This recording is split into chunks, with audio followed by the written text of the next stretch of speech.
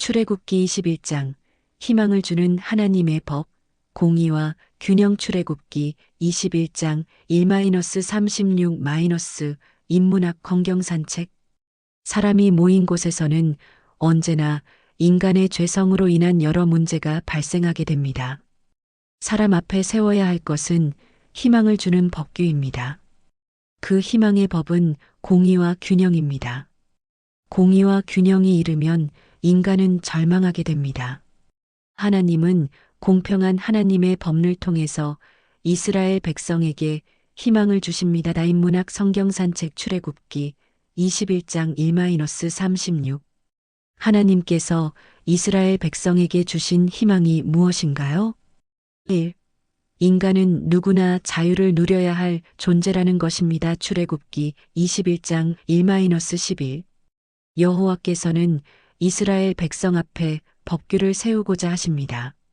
이 법규는 법정 판단의 기준이 되는 판례와 사회시민법의 기초가 되는 시민법을 가리킵니다. 이것의 근본 정신은 공의와 사랑인 권리장전입니다. 구체적으로는 42가지의 판결 211-2312 있습니다. 히브리 종을 사면 6년 동안 섬기게 하고 7년이 되면 완전한 자유인이 되게 한 것입니다. 가장 약한 인간으로서 종의 권리를 지켜주고자 한 것입니다. 단신으로 왔으면 단신으로, 결혼했으면 아내와 함께 보내야 합니다. 종이 자유인이 되지 않겠다고 하면 귀를 뚫어 영원히 그 상전을 섬기게 하였습니다. 이것은 종의 의지를 존중해 준다는 것을 보여줍니다. 여종의 경우는 7년이 되어도 자유인이 되지 못하며 상전이 첩으로 맞이하지 않으면 몸값을 받고 보내야 합니다. 자기 아들에게 주게 되면 딸같이 가족으로 대해야 합니다. 상전이 의복, 음식, 동침의 3가지를 시행하지 않으면 자유를 주어야 합니다. 종으로서 희망은 6년을 섬긴 후에 자유인이 되는 것입니다. 여종도 종 이상의 인간으로서 존중하고 있습니다. 하나님의 법은 인간의 자유를 존중하는 것에 희망이 있습니다. 출애굽기 21장 1-11 또 하나님께서 이스라엘 백성에게 주신 희망이 무엇인가요? 2. 인간은 누구나 생명을 보호받아야 할 존재라는 것입니다. 출애굽기 21장 12-19 고의적으로 살인을 저지르지 않은 경우는 살인자가 결백이나 유죄가 입증될 때까지 피신해 있을 수 있도록 도피처를 제공해 주어야 합니다. 그러나 고의적인 살인죄를 저지른 자는 용서하지 말고 즉결 처분하는 것도 허용하고 있습니다. 하나님은 어떤 경우에도 공의와 공평을 전제하고 있습니다. 자기 부모를 치는 자는 하나님의 권위에 대한 불복종으로 엄벌해야 합니다. 부모님을 존경하는 것은 하나님을 경외하는 것입니다. 사람을 납치한 유괴범은 반드시 죽여야 합니다. 그만큼 한 생명의 존엄성과 가치를 인정하고 보호하기 때문입니다. 이런 형벌은 하나님의 형상으로서 인간의 존엄성과 신성함을 강조한 것입니다. 인간은 누구라도 가장 고귀한 존재로서 인정을 받아야 합니다. 하나님 앞에서 인간의 존재를 인식하면 인간을 존중히 여길 수밖에 없습니다. 하나님 없는 인간은 물질에 불과할 뿐입니다.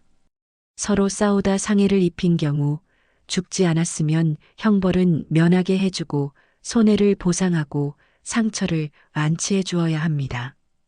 공의의 측면에서 균형을 잡아주어야 합니다. 출애굽기 21장 12-19 또 하나님께서 이스라엘 백성에게 주신 희망이 무엇인가요? 3.